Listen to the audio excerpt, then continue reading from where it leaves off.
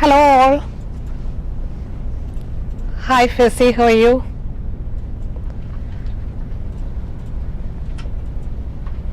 Hi Aksa, good morning.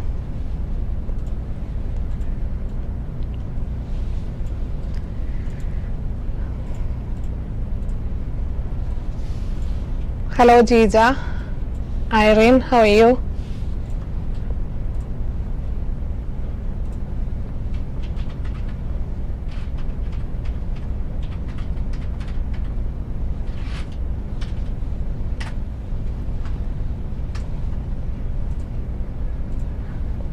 Hi Needhamam, how are you?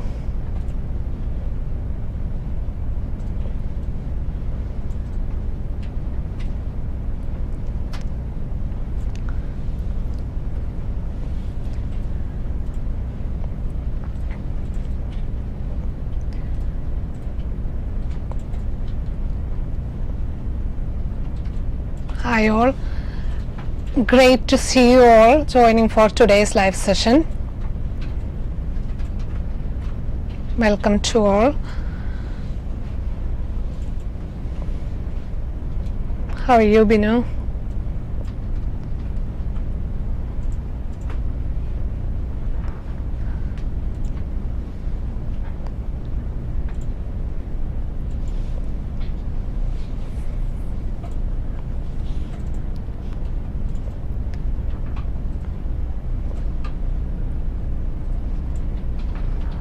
Hi, sir. How are you? I'm Jinsi from AJINORAH Institutions. Today we are again with a live session and it is about OET writing module. You can see that lots of people are still joining. Welcome to all. Happy to see you all again here.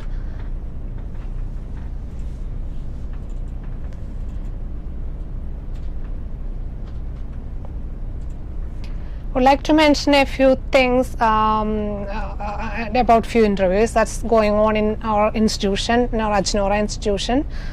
There is an interview going on Saturday 10th and it's a Japan intake. I know that we don't know much people who are working in Japan, but there is a big opportunity. There are about more than 10,000 vacancies with us in AJINORAH Institutions, and there is a big interview going on 10th. So there are vacancies for nurses to work as health carers. So freshers and experienced can apply, and the good thing about it is OET is not mandatory to work in healthcare section there. So if you have a nursing qualification, you need to undergo a 300 hours training program to learn the Japanese language. It will be provided by our institution and it's going to be online course. So after that you can go and work there as a healthcare assistant. Then you can upgrade to a registered nurse in few months. So there are big opportunity for skilled workers in other professions, and 10th and plus 2 are the basic qualification for that. If you need to get more information, just contact us, and there are big opportunity. There's a big opportunity for everyone if you want to migrate to Japan. Also, as we all know, UK is waiting for all healthcare workers from India, nurses, healthcare assistants, and we have about 50,000 vacancies for mental health nurses. The good thing about it is freshers can apply for that, and you can start your career within few months. So there will be an interview on 11th. That's not this Sunday. Sunday afterwards. So if you want to go to the UK as a nurse or a healthcare worker, you can attend that interview. To attend the interview, OET is not mandatory and experience is not necessary as well. So you can attend the interview. Any of you, those who are interested to migrate to UK, can attend the interview. But to go as a nurse, you need to pass OET. You can do it in meantime. So you'll be attending the interview on Sunday and you'll be getting offer letters from different hospitals. So when we have that offer letter in our hand, it's an inspiration for us to work towards it. So just try to attend that interview and try to achieve your dream as soon as possible. Okay, so that's all about upcoming interviews. Today we are going to look at a home visit letter. So as we all know, in OET there are 3 types of letters: referral letter, transfer letter and discharge letter, in which we are going to look at a home visit letter. So where in these 3 types of letters, where it comes the home visit letter, it's referral letter, transfer letter and discharge letter.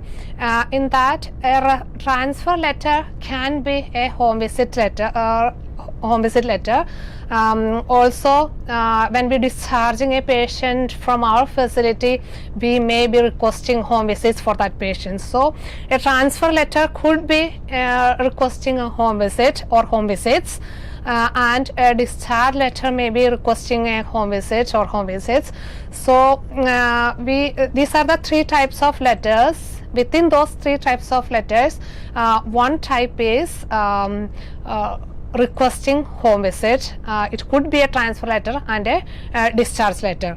So also sometimes we may request an occupational therapist to visit this patient house.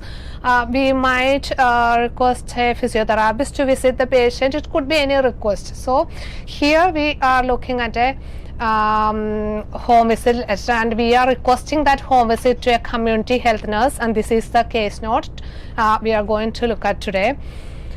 So as I say always, we all know that there are 5 minutes for reading and there is 40 minutes for writing. So in that 5 minutes time, we need to look at the writing task first, then go through the case notes.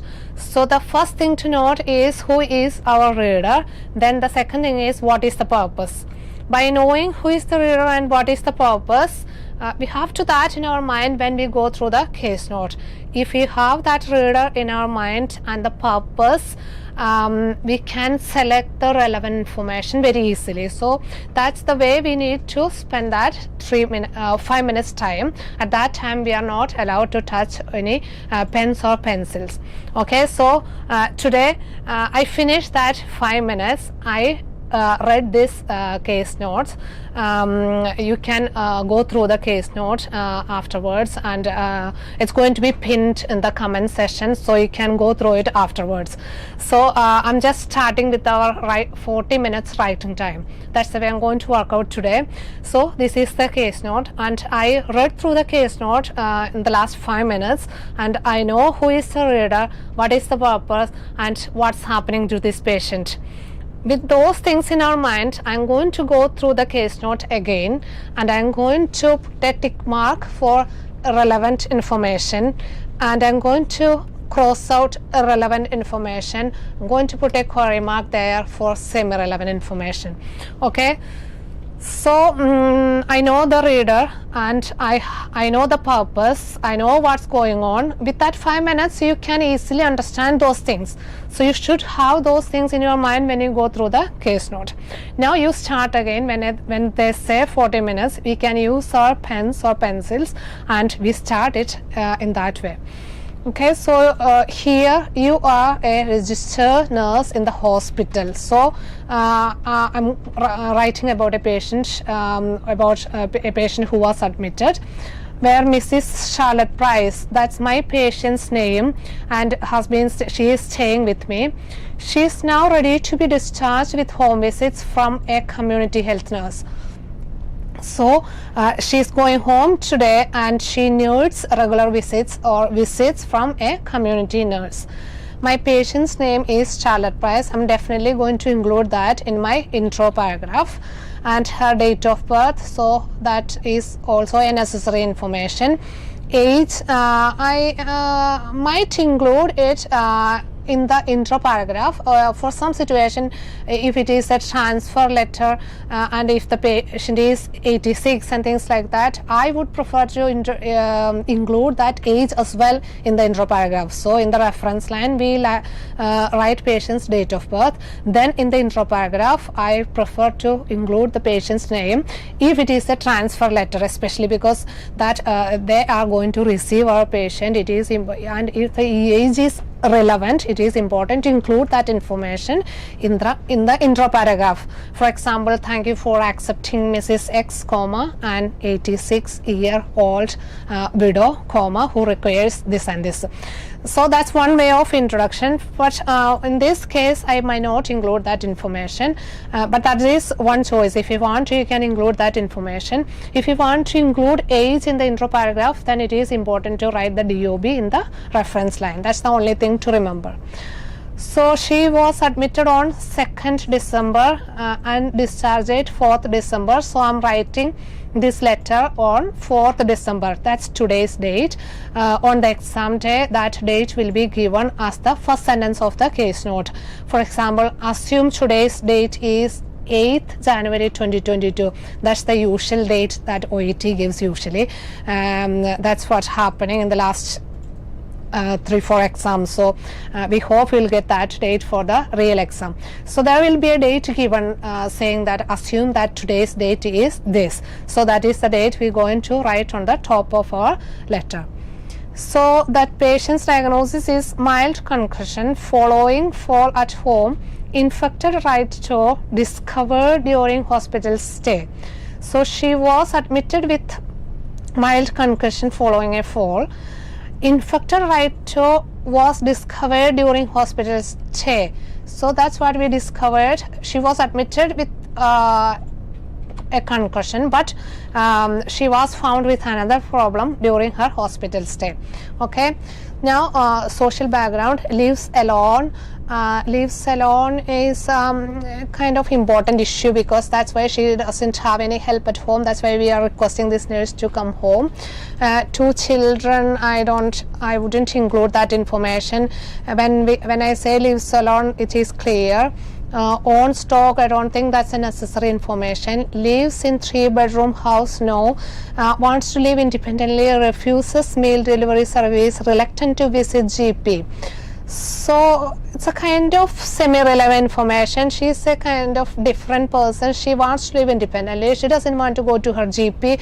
So that gives her character. I might include that information if I get a chance. Otherwise, it's not going to help the readers to continue the care. So I will see how it goes in the letter. Then at risk of falls, walking stick, scoliosis, infected toe. She is at risk of falls due to this and this. So that is an important information. So definitely I'm going to include that information in my letter.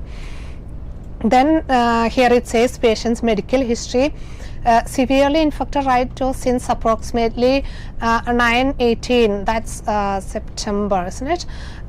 September 18, this is December, so October, November, 2-3 months now. So she has had this problem since September.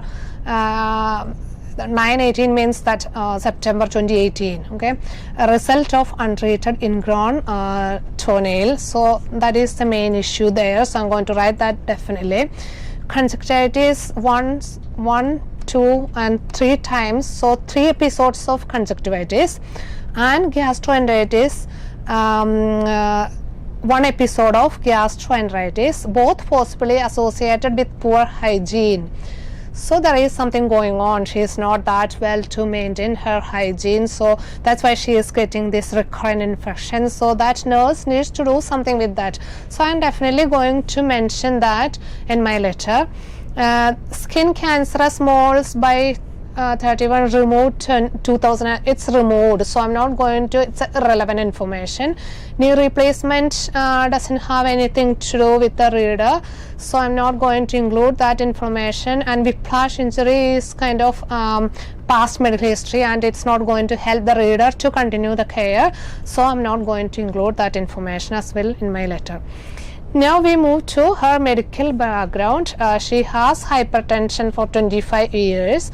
So I will include that information because she may be taking some ongoing medication for that. She is an occasional drinker and heavy smoker. She has urinary incontinence, mild scoliosis, walks with a stick, and these are all a kind of relevant data for the reader to continue the care. So I'm going to definitely include that information there. So she takes Samipil 10 mg for her hypertension, ibuprofen SOS required for scoliosis, and amoxicillin 500 mg thrice daily for 3 weeks for toe infection. Concerns regarding compliance, that's an important point. So she has been taking all these 3 medication, but we have a concern regarding the compliance. So that nurse who comes to visit this patient has to look into it, because if she doesn't maintain compliance with this medication, her condition is definitely going to get worse. So it is important to look at that thing. So I'm going to include that information as well. Then we move to nursing management and progress. There it says concussion test, initial questioning satisfactory, finger nose finger test satisfactory, CT scan satisfactory. So there were nothing major related to her concussion, and it's all satisfactory. So I'm not going to include that information. It's not going to help my reader to continue her care. Then 48 hours precautionary admission, monitoring and test, now ready to be discharged home. Right to clean, rest and antibiotic prescribed. That's what we did for the management of her toe infection, and I'm going to include that point. Now this is the important part, discharge plan. This is the thing we need the reader to carry out for the patient. So I'm going to include all this information in my request paragraph. Home visits by community nurse twice a week. So I need to mention that. Provide assistance with showering, dressing. Provide advice regarding hand and foot hygiene. Oversee treatment of right toe, clean, change dressing twice a week, encourage adequate rest. So these are the things to be done for the patient. I definitely need to that include that information. Monitor medication compliance. So now I have selected all the relevant data for my patient, for the reader to carry out or continue the care for my patient. Now after doing these things, you need to take at least 5-6 minutes to think about the organization. It will take 2 to 3 minutes to select this relevant information. Some students asked doubts about this selection of relevant data. Just use your common sense. As a medical professional, we know what the reader wants to know about this patient to continue the care, and just go through the case note thoroughly with the purpose and the reader in our mind. If we do that in that way, we can easily select relevant information. And one another important thing is mostly students forget the thing that they have 7 marks for exclusion of irrelevant data. That means that is the thing that we need to remember all the time. There are 7 points for exclusion of irrelevant data. That means to give us that mark, they should include some irrelevant information in the case note. That's why whenever we see the case note, there are lots of irrelevant information. It should be there, otherwise they can't give us that 7 marks. So most students sometimes forget this data and they try to include everything that they see in the case note into their letter, and they're going to lose marks for that. Just remember that thing as well when you use your or select your relevant information for the letter. And after selecting this relevant information, think about a nice organization. So just think about the reader, and after the introduction para, we need to introduce the main issue of the patient. That is the basic thing about it. So just think simply, and the basic concept of organization is the main issue of the patient to continue the care has to come into the first paragraph. So always that first paragraph is for the main issue. If there is any secondary or supportive issues that the reader needs to know to continue the care, that can go to the second paragraph. Then you may need to go to the request paragraph. Sometimes we can't include all the necessary information into one paragraph. In such situation, you may make or split that paragraph into 2 paragraphs. So you can write 2 or 3 body paragraphs, that's fine, but make sure that you don't mix up all the issues into one paragraph. One paragraph should deal with one single issue. Okay, so that's the way it is supposed to be. So most students complain that they have difficulty to organize a letter. So just try to understand the basic concept about the organization. The main issue of the patient that the reader needs to know to continue the care has to go to the first paragraph. If there is any supportive or secondary issue, that can go to the second paragraph. So it will take definitely need to take 3 to 4 minutes, or at least sometimes 5 minutes to give that organization or structure for your letter in your mind. Okay, you may use a blank page there in your writing sample booklet, writing booklet, if you want to write down, or you can just do a mind calculation and try to organize or give it a structure and start writing only after that time. Okay, so here this is the last part of our case note, and we see that every day, and I hope you are all familiar with that. It is very important to go through this part before your exam. So try to read this every day when you do your practice test. Then you don't need to read this thing on your exam day. Just try to learn those things. This is the this is the task of the letter. This is what you need to read first in your 5 minutes time. This is the part you need to write. I thought it's a general information bit of it. This is the important thing, that this is the thing you need to read first in the 5 minutes time. With this in your mind, you need to go through your case note. Using the information in the case note, write a referral letter to that's our reader's name, community nurse, and her address, outlining the patient's current condition and needs for ongoing care. So I was saying about the organization. So when you think about the organization, we can easily choose this type of organization. In most of the writing tasks, the things to be included in the letter will be given in the writing task. Recently we see that in most of the case note there will be details to be included in the letter in this writing task part. Here it clearly says outline patient's current condition and needs for ongoing care. So we can organize our letter in that way.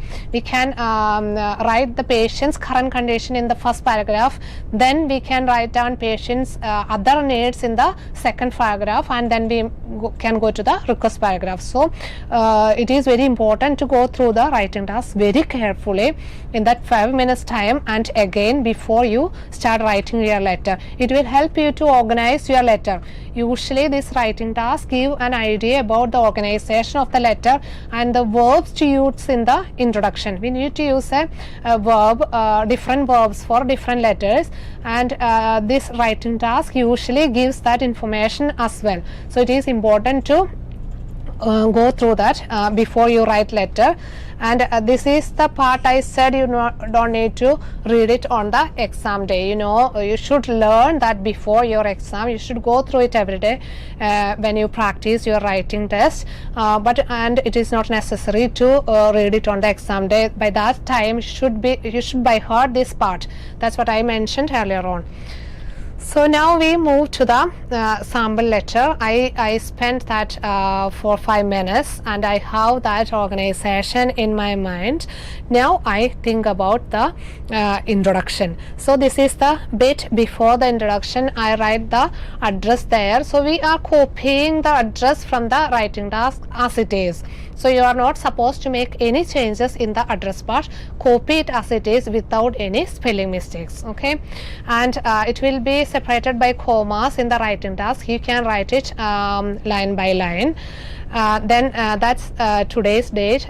Patient is going to be discharged on 4th December. So I write that as today's date. You may write this in the other way around. That's also fine. That's also accepted by OET. And this is the salutation. So we need to use the salutation with the second name. And this is our patient's name and date of birth. So that is the, and we can easily copy all those things from the case note. Make sure you write it in correct spelling. Okay, now think about the introduction. There are different ways and OET suggests us to use the appropriate verb for different types of letters. We saw that there are 3 different types of letters: referral letter, transfer letter and discharge letter. So try to use the appropriate verb in the introduction. If it is a referral letter, we usually say, I'm writing to refer, or thank you for saying Mr. X who has this and this.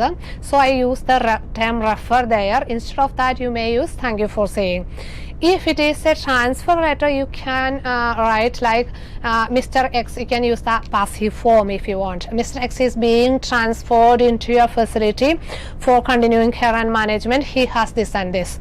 Okay, or you may write, instead of that, you may write thank you for accepting Mr. X into your facility for 3 months rehabilitative care. He has this and this. Okay, if it is a discharge letter, you may need to use a different verb. You can use the verb discharge. You can connect that with your purpose sentence. Maybe as the second sentence you may say, he requires ongoing care and management following his discharge today. So we may need to use a different verb in our first sentence to connect with the diagnosis of the patient. Sometimes we may need to use, I'm writing to inform you about Mr. X who has been scheduled for benectomy or something. I'm writing to provide details about Mr. X. It could be a different verb. Or you may start the introduction with just the name. Mr. X requires this and this.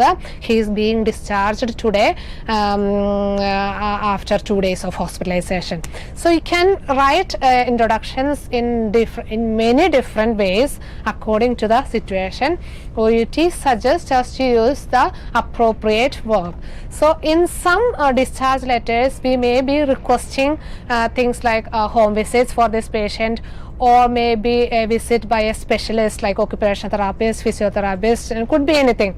In such situation, here I use the verb request. So here we are requesting home visits from the community health nurse. So I prefer to use the verb request there.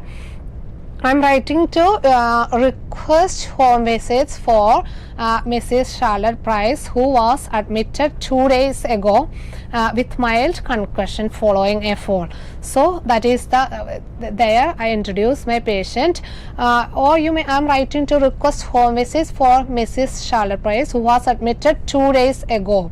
With mild concussion following a fall. She requires assistance with treatment of her right to medical and general hygiene.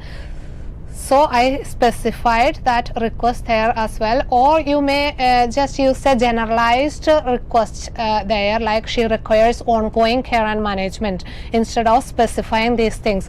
I specified this because I need to give more specified details about her treatment of toe, medication and general hygiene. I have more explanation to give about all these 3 things. That's what I'm going to do it in the request paragraph. That's why I just specified these things generally. Or you may use a general term like ongoing care and management. So here I'm writing to request home visits. If it is a home visit requesting letter, you may include that information in the intro paragraph. Again, you may write how many times she needs to visit the patient. It will be clearly given in the case note. You may write, I'm writing to request twice weekly home visits there. If you want, you may write that as well. I'm writing to request twice weekly home visits for Mrs. Charlotte Price. That's also fine. So you can write this introduction in different ways. That's fine. But there are two things to be there: diagnosis and purpose. Diagnosis or present condition of the patient and the purpose of the letter. This should be there in the introduction, and we can write our patient's name as full name, because we don't need to write down the full name in the next paragraph. Only in introduction part we might need to write patient's full name. Okay, so I hope you are all happy with the intro para. Usually, as we always say, first impression is the best impression. So try to make a nice introduction. Try to personalize your introduction, and it has to be according to the situation. Forget the cliche styles that you learn every day or you practice every day. Try to create your own introduction and request style for your letter. It will help you to score high on your exam day. Now we move to the first paragraph. As I said, it is going to deal with main issue of this case note or main issue of this patient. So it's definitely going to be patient's admission history, because whenever it is an admission, whenever it is an inpatient, usually the main issue is going to be patient's admission details. So here in the first paragraph I mentioned those details, and it is like during Mrs. Price's stay, or you may say during hospitalization, investigation revealed that she had been suffering from a severely infected and untreated ingrown toenail for approximately 3 months. It has now been cleaned and dressed accordingly. So that's what happened to the patient while she was in the hospital. In the case note, we saw that she was admitted with concussion, but all the tests were normal. So there is no relevant information about her concussion. But during her stay, for that, investigation revealed that she had been suffering from. This is a nice use of past perfect tense here. Investigation revealed is the recent past, and before that she had been suffering from this infection. So it is good to use or create such sentences in your letters if the situation allows. So investigation revealed that she had been suffering from a severely infected and untreated ingrown toenail for approximately 3 months. It says 9/2018, so I just mentioned it like for approximately 3 months. It has now been cleaned and dressed accordingly. So I managed her wound in that way. Usually students how students start this first paragraph is they learn to start the first paragraph like Mr. X was or Mrs. X was admitted on date with the this and this. But here I used that sentence in the intro paragraph, because we can't say he has been diagnosed with concussion or he was or she was diagnosed with concussion and things like. I don't think that's a suitable sentence there in the intro paragraph. So in such a situation, if it is a concussion or headache or dizziness and things like that, you better you can just write like he was admitted with this and this, or she was admitted due to this and this, or he presented today with this and this. You can use those sentences in your intro paragraph. The only thing is, if you use such sentences in the intro paragraph, you may be confused about starting your first paragraph.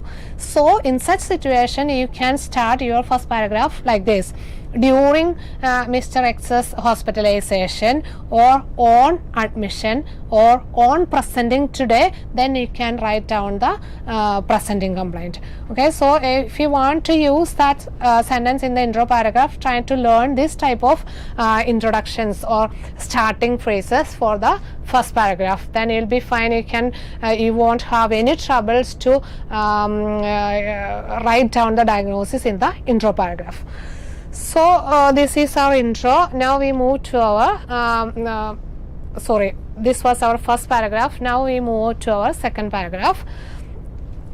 Mrs. Price suffers from urinary incontinence and uses a walking stick. She is also a heavy smoker.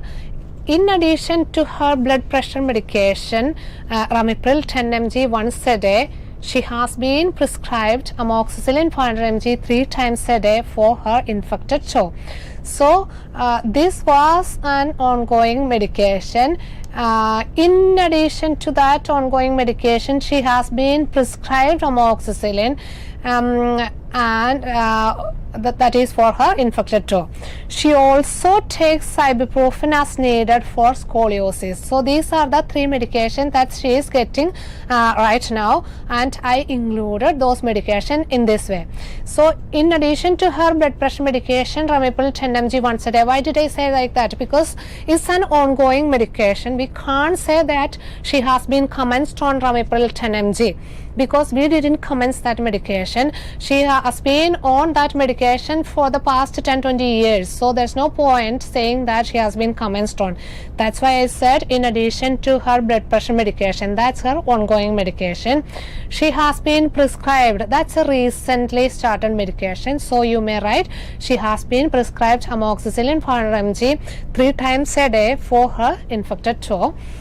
She also take ibuprofen. So this community health nurse is going to visit her, so she should know that what are the medications she has been taking, so she can, and in the case note it says that she has a history of non-compliance with medication. Your close monitoring of this is essential. That's why we need to include these medications in this letter. Sometimes there may be medication list in the case note, but it is not necessary to include the medication list in your letter every time. It all depends on the reader and the purpose. In this situation, our reader is going to deal with the medication. There is a request like monitor medications. In such situation, you definitely you should include that medication list with the dose and time period and everything. That's why I included the medication, and there I included some of her past medical situation and her condition as well. So that's my second body paragraph, and these are the background or needs of the patient. So now I'm moving to my request paragraph. Here I said your assistance in her personal care would be appreciated, particularly with showering and dressing. So your assistance in her personal care would be appreciated. The usual way of writing is it would be appreciated. That's fine, but most of the students follow kind of cliche format. In such situation, most of the letters will be written like that. So try to personalize your request, as I mentioned earlier on. Try to personalize your letter, especially your introduction and request paragraph. That will help you to score high. It will give a good impression to the assessor. So try to be different, but it has to be grammatically right as well. That is the main thing. So instead of it would be appreciated, here I said I explained that it there. Your assistance in her personal care, that is the request for the reader, and I instead of it I use that your assistance in her personal care would be appreciated, particularly with showering and dressing. So there are two things mentioned in the request paragraph, so I mentioned that or emphasize that in the request paragraph. Her toe needs to be cleaned and dressing changed twice per week. Okay, so it is clear from the request paragraph that she is going to visit this patient twice per week. That's why I didn't include that information in the intro paragraph. If you want, you can include that twice weekly visits in the intro. That's also fine. Here I said her toe needs to be cleaned and the dressing changed twice per week. That's also an important information. Then the next sentence is encouragement for sufficient rest would also prove beneficial. These are different types of request sentences that you can learn and you can practice and you can write it on your exam day. means we usually follow that please do this and kindly do this and it would be appreciated. These are the only starting phrases that we usually use in the request paragraph. So try to practice these nice sentences and you can write it on the exam day. So encouragement for sufficient rest would also prove beneficial. Then I said, having suffered from several bacterial infections over the past 1 year, it would also be very helpful if you could discuss hand and food hygiene principles with her. So in the request paragraph it says give advice on hygiene. So here I connected, that's why I didn't mention about the conjunctivitis and gastroenteritis. That reader doesn't know or doesn't want to know what were the infections. She just wants to know there were some infections related to her and hygienic practices, it should be addressed. That's what the reader wants to know. So there's no point telling her the history or story about the conjunctivitis and gastric problems. But here what I said, having suffered from several bacterial infections over the past year, it includes everything. So she has that tendency. That's what I'm trying to tell my reader. It would also be very helpful if you could discuss hand and food hygiene principles with her. So these are I addressed all the issues in the body paragraph and I included all the information in the discharge plan in my request paragraph. There I would like to mention about this word suffer. I know you might be wondering about the word suffer. There are lots of misconception about the word suffer. We have heard that it is not a recommended word in OET and things like that, and it is my second time using the same word in this letter. So before that I would like to mention one thing. If you have any comments or questions, you can comment it in the comment box below, and we will go through that at the end, and I will try my best to answer as much as I can. So if you have any questions related to this sample letter or about writing module or any other modules of OET, you can comment it in the comment box. So we will come to that later on. Okay, so the word suffer again. What does the word suffer means? It's we all know the meaning and we usually use it in our everyday practice, especially as a medical professional. But we have heard that it is not okay to use the word suffer in OET. Why? It is in a different context. The word when we use this word suffer for long ongoing illness, for long-term illness, that gives a different meaning. For example, if there is a patient who has been suffering or who has been having this asthma for the last 35, 40, 50 years, and she is now for a hip replacement surgery or something, she is with us and she has no asthma related problems. But when we write about this patient, she is managing her condition very well with inhalers and medicines, and she doesn't feel it as a suffering. There's no point writing about her in our letter like she has been suffering from asthma. That is our judgment, because she doesn't feel like it as a suffering. It's not a suffering for the patient. It's a lifestyle condition and she copes well with that condition. So there is no point us judging it as a suffer. That's why students commonly make that mistake. That's why OET recommended not to use that word suffer for long-term illness. That gives a different meaning. That is kind of our judgment. That's why they recommended to limit the use of the word suffer. But in this situation, we can easily use that word suffer, especially for acute symptoms and something that she suffered really. We could use the word suffer. So I hope it's clear now. And try to use it once. You may use it twice. So try not to repeat anything in our lecture, because we only have 180 words to show the assessor that we can write in English very well. We can manage our patients. So try not to repeat anything. But if it is very necessary and if you can't move forward without that, you may write it like that, and you are not going to be penalized for that.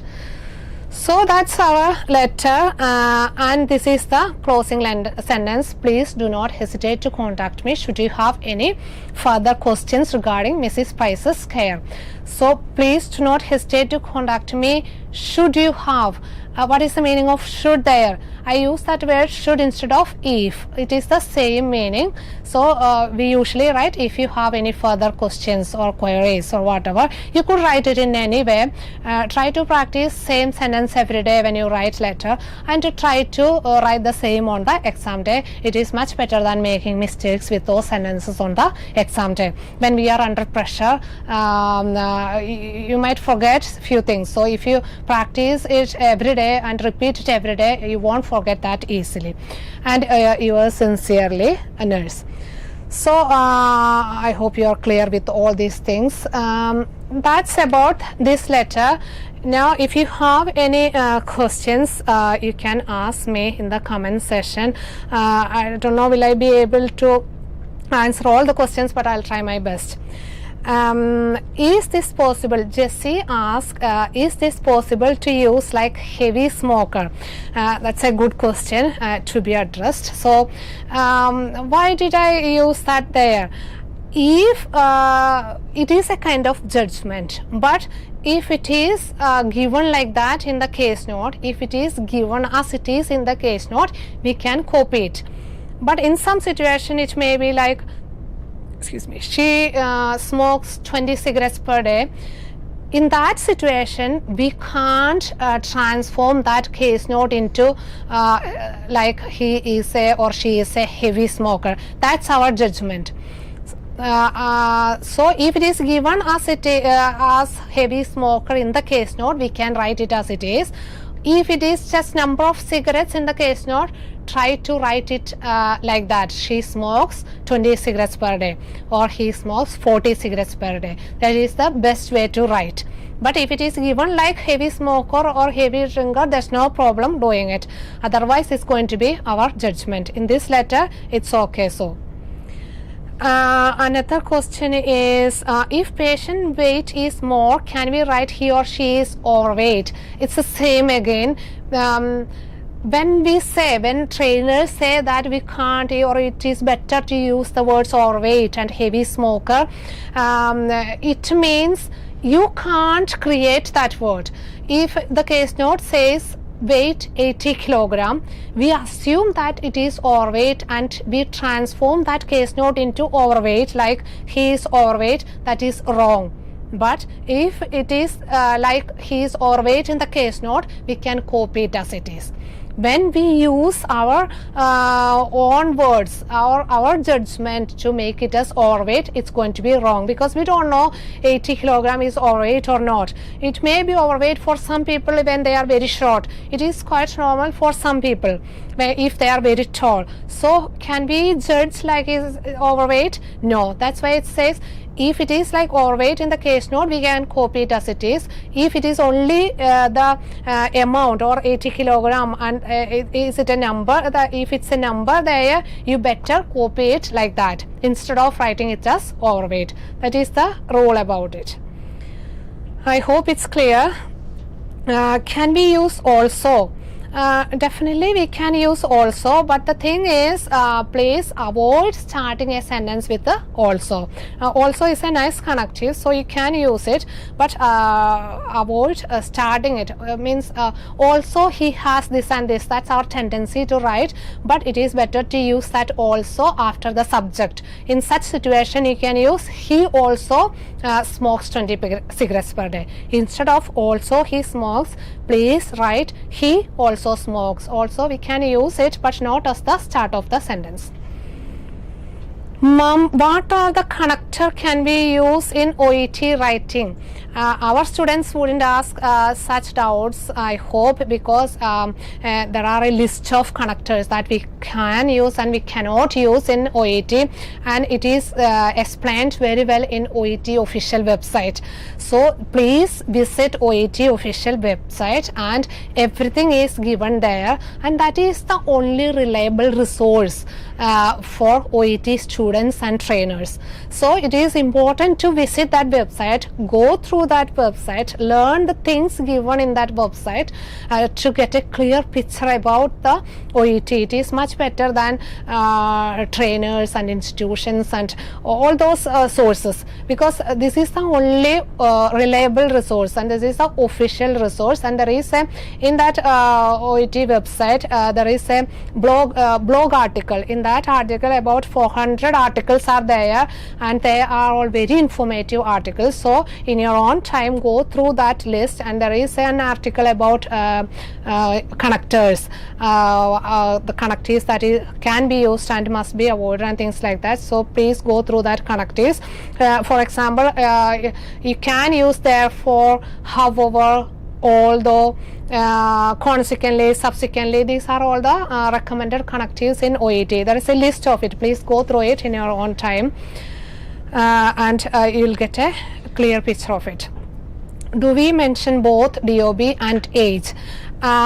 In some situation it is okay, because we definitely need to mention patients DOB, and we usually do that in our reference line. As the second line of the reference line, we usually write patients date of birth. Then if the age is relevant and if the age is also given in the case note, in some situation if the patient is aged above 80, a nice introduction for this patient is going to be, as I mentioned earlier on, I'm writing to transfer, or thank you for accepting Mrs. X, comma, a 90-year-old widower, comma, who has this and this. When we transfer such an elderly lady to a nursing home, it is important for them to get that information in the first sentence itself, because we are writing the DOB in the reference line. In such situation you can use such introduction, and it is a nice way of introducing the patient. And I have lots of questions there. I'll come back to it in a minute. Before that, I would like to mention a few things again. നിങ്ങൾക്കറിയാവുന്ന അറിയില്ല, ബാംഗ്ലൂരൊക്കെ നമ്മുടെ നഴ്സിങ്ങിൻ്റെ course കഴിഞ്ഞു, result വന്നത് ഇന്നലെയാണ്. ഒത്തിരി students പാസ്സായിട്ടുണ്ട്. Rajeev Gandhi യൂണിവേഴ്സിറ്റിയിലൊക്കെ ഒത്തിരി students പാസ്സായിട്ടുണ്ട്. thousands of students, അതായത് nearly 1 lakh ഒക്കെയാണ് ഓരോ ഇയറിൽ നമുക്ക് പാസ് ഔട്ട് ആവണത്.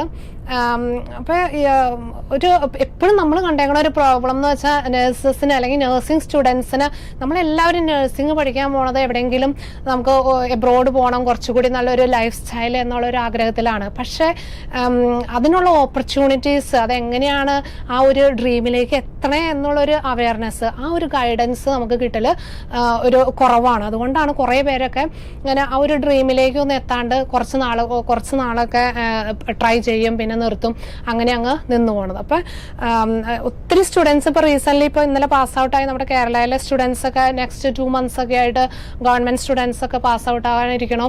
അപ്പോൾ ഇവരൊക്കെ അറിയേണ്ട ഒരു കാര്യം, ഇപ്പോൾ അവർക്ക് അറിയില്ലെങ്കിൽ നമ്മളായിട്ട് നമുക്ക് അറിയാവുന്നവർക്ക് പറഞ്ഞു കൊടുക്കേണ്ട കാര്യം എന്ന് വെച്ചിട്ടുണ്ടെങ്കിൽ ഓപ്പർച്യൂണിറ്റീസ് ഒത്തിരി ഉണ്ട്. പണ്ടൊക്കെ എന്ന് വെച്ചിട്ടുണ്ടെങ്കിൽ ഫ്രഷേഴ്സിനൊരു ചാൻസ് ഇല്ലായിരുന്നു. നമുക്ക് എപ്പോഴും ഒരു 1 year 2 year എക്സ്പീരിയൻസ് ഉണ്ടെങ്കിൽ മാത്രമാണ് നമുക്ക് ഇതുപോലെ OET IELTS-നെ കുറിച്ചൊക്കെ ചിന്തിച്ചിട്ട് കാര്യമുള്ളൂ, എന്നിട്ട് മാത്രമാണ് നമുക്ക് എവിടെയെങ്കിലും പോകാൻ പറ്റുള്ളൂ. പക്ഷെ ഇപ്പോഴത്തെ സിറ്റുവേഷൻ അതല്ല. നമുക്ക് പഠിച്ചിറങ്ങുമ്പോൾ തന്നെ നമുക്ക് OET ഒരു 2-3 months കൊണ്ടൊക്കെ ഈസി ആയിട്ട് ക്ലിയർ ചെയ്യാവുന്ന കാര്യമുള്ള OET, എസ്പെഷ്യലി ഫ്രഷേഴ്സിന്. ഞാൻ എക്സ്പീരിയൻസ് എന്ന് പറയുകയാണ്, ഫ്രഷേഴ്സൊക്കെ നമുക്ക് ഇങ്ങനെ സ്റ്റുഡൻസ് ആയിട്ട് കിട്ടിയ അവർക്ക് ഈസി ആയിട്ട് ഒരു 2 months ഹാർഡ് വർക്ക് കൊണ്ട് ഈസി ആയിട്ട് ഫസ്റ്റ് ചാൻസിൽ പാസ്സാകുന്നുള്ളൂ OET. നമ്മൾ ഈ പറഞ്ഞു കേൾക്കണ പോലെ അത്ര കിട്ടാത്ത നടക്കാത്ത ഒരു സംഭവം ഒന്നുമല്ല. നമ്മൾ വേണമെന്ന് വിചാരിച്ച് വന്ന ഒരു മാക്സിമം 3 months, ആ 3 months കഴിഞ്ഞാൽ നമുക്ക് ഫ്രഷ് UK-ലേക്കൊക്കെ ആണെങ്കിൽ ഇപ്പം നമുക്ക് തന്നെ അജിനോറയ്ക്ക് തന്നെ ഒരു 40,000 50,000 ഒക്കെ ഓപ്പർച്യൂണിറ്റീസ് ഉണ്ട് മെൻ്റൽ ഹെൽത്ത് നഴ്സസിനൊക്കെ. മെൻ്റൽ ഹെൽത്ത് നഴ്സ് എന്ന് വെച്ചാൽ നമുക്കൊരു എക്സ്പീരിയൻസും വേണ്ട, ഫ്രഷറായിട്ട് പഠിച്ചിറങ്ങി OET പഠിക്കാൻ ചേർന്നു, OET പാസ്സായിട്ടുണ്ടെങ്കിൽ നമുക്ക് ഇവിടുത്തെ തന്നെ ഫ്രീ റിക്രൂട്ട്മെൻറ്റ് എല്ലാം ഉണ്ട്. അതായത് അതിൻ്റെ നമുക്ക് ഒരു ബിഗ് തന്നെയുണ്ട് നമുക്ക് ഓവർസീസ് കൺസൾട്ടേഷൻ. അപ്പോൾ അവരെ അപ്രോച്ച് ചെയ്യുകയാണെങ്കിൽ എല്ലാ കാര്യങ്ങളും അത് സ്റ്റെപ്പായിട്ട് പറഞ്ഞു തന്ന് നിങ്ങളുടെ ഒരു ഡ്രീം കൺട്രിയിൽ നിങ്ങളുടെ ഒരു ഡ്രീം അച്ചീവ് ചെയ്യാൻ ഹെൽപ്പ് ചെയ്യാൻ റെഡി ആയിട്ടുള്ള ഒത്തിരി പേര് നമുക്ക് ഇവിടെ ഉണ്ട്. അപ്പം അതിൻ്റെ ഒരു മേക്ക് യൂസ് ചെയ്യുക എന്നുള്ളതാണ് നമ്മുടെ ഡ്യൂട്ടി. അതായത് ഇതിപ്പോൾ ഈ കേൾക്കണ എത്ര പേരുണ്ടാവുമെന്ന് എനിക്കറിയില്ല. അപ്പോൾ ഇത്രയും പേര് നമുക്കറിയാവുന്നവരോടൊക്കെ പറഞ്ഞു കൊടുക്കുക എന്നുള്ളത് നമുക്ക് ചെയ്യാൻ പറ്റുള്ളൂ. ഞാൻ പഠിച്ച ഇൻസ്റ്റിറ്റ്യൂഷനിലൊക്കെ പോയി സ്റ്റുഡൻസിന് പറ്റുന്ന പോലെയൊക്കെ ഇത് പറഞ്ഞു കൊടുക്കാറുള്ള ഒരാളാണ്.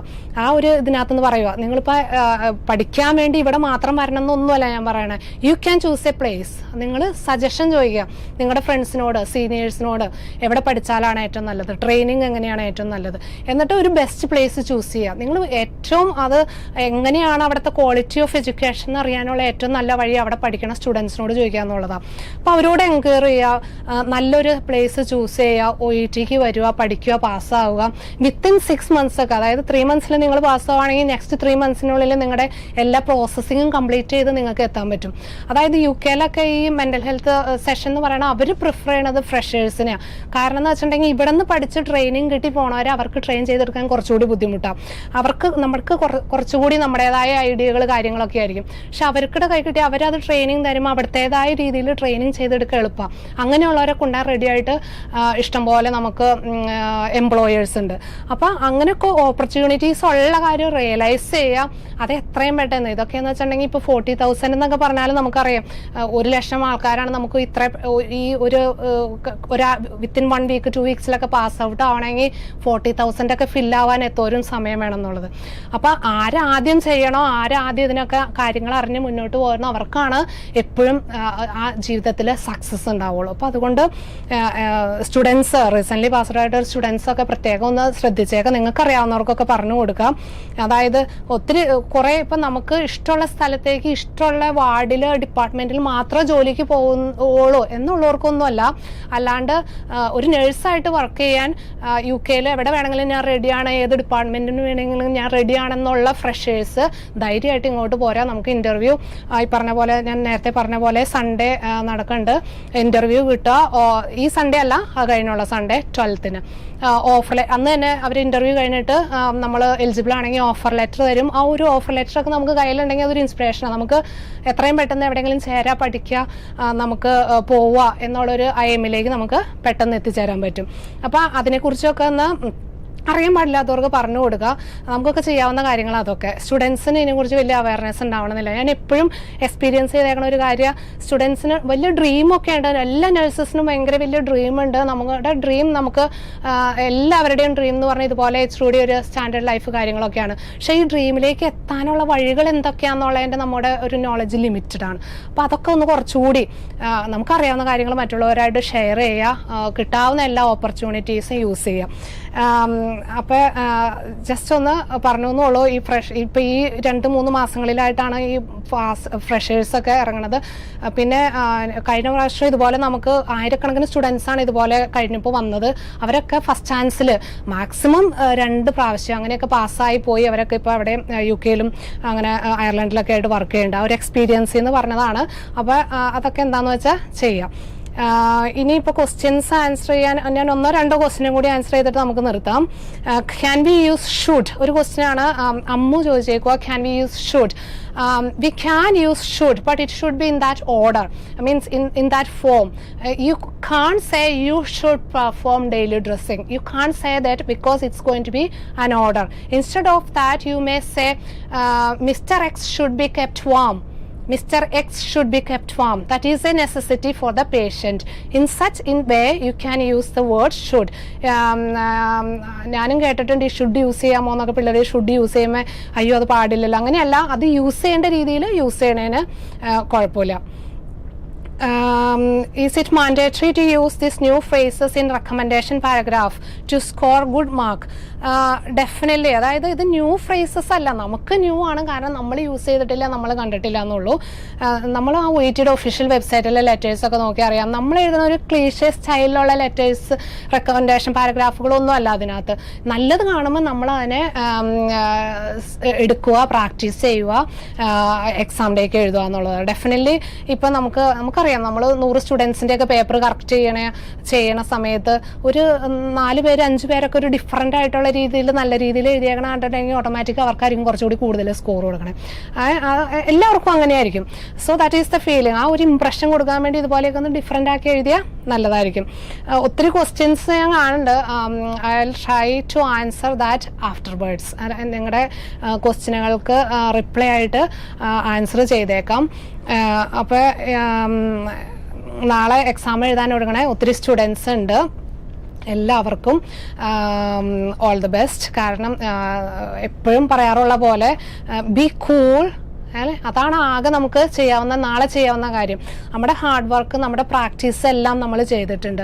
B cool on the exam day. ആ ഒരു പോയിന്റ് മാത്രം നമ്മൾ വിചാരിച്ചാൽ മതി. നാളത്തെക്കുറിച്ച് റിലാക്സ് ചെയ്ത് പോയി എക്സാം എഴുതുക. നമുക്ക് കിട്ടാനുള്ളതാണ്, പാസ്സാകാനുള്ളതാണെങ്കിൽ ഇത്തവണ പാസ്സാകും, അല്ലെങ്കിൽ വി വിൽ ട്രൈ അഗെയിൻ. അതായിരിക്കണം നമ്മുടെ ആറ്റിറ്റ്യൂഡ്. ആ ഒരു ആറ്റിറ്റ്യൂഡിലാണ് നിങ്ങൾ പോയി എക്സാം എഴുതണമെങ്കിൽ you can perform well on the exam day. എപ്പോഴും നമ്മൾ കാണുന്ന ഒരു കാര്യം എന്ന് വെച്ചിട്ടുണ്ടെങ്കിൽ ഒത്തിരി നന്നായിട്ട് ഒക്കെ പെർഫോം ചെയ്യണം, നല്ല ലാംഗ്വേജും കാര്യമൊക്കെ ഉള്ള സ്റ്റുഡൻസ് ആയിരിക്കില്ല ചിലപ്പോൾ ഫസ്റ്റ് ചാൻസിൽ പാസ്സാവണേ. It all depends on the performance on the exam day. നാളെ നിങ്ങൾക്ക് എങ്ങനെ നന്നായിട്ട് പെർഫോം ചെയ്യാൻ പറ്റുന്നു എന്നതിനെ ഡിപ്പെൻഡ് ചെയ്തിരിക്കും നമ്മുടെ റിസൾട്ടും കാര്യങ്ങളൊക്കെ. അപ്പോൾ നന്നായിട്ട് എല്ലാവരും നല്ല റിലാക്സ്ഡ് മൂഡിൽ പോയി എക്സാം എഴുതാം. അപ്പോൾ നിങ്ങളുടെ ബെസ്റ്റ്, അതായത് ഇതുവരെ പഠിച്ച കാര്യങ്ങളൊക്കെ ഓർക്കാം, റിലാക്സ്ഡ് ആയിട്ടിരിക്കുക. നമുക്ക് എപ്പോഴെങ്കിലും നമുക്ക് പോകാനുള്ള നമ്മുടെ ഒരു ഡ്രീം നമ്മൾ വിചാരിച്ചിട്ടുണ്ട്, നമ്മൾ അച്ചീവ് ചെയ്യുമെന്ന് വിചാരിച്ചിട്ടുണ്ടെങ്കിൽ നമുക്ക് അതിനകത്ത് എത്തിച്ചേരാൻ പറ്റും. ചിലപ്പോൾ സമയം എടുക്കുമായിരിക്കും. അപ്പോൾ we need to wait for that. അപ്പോൾ എല്ലാവർക്കും all the best. Thank U.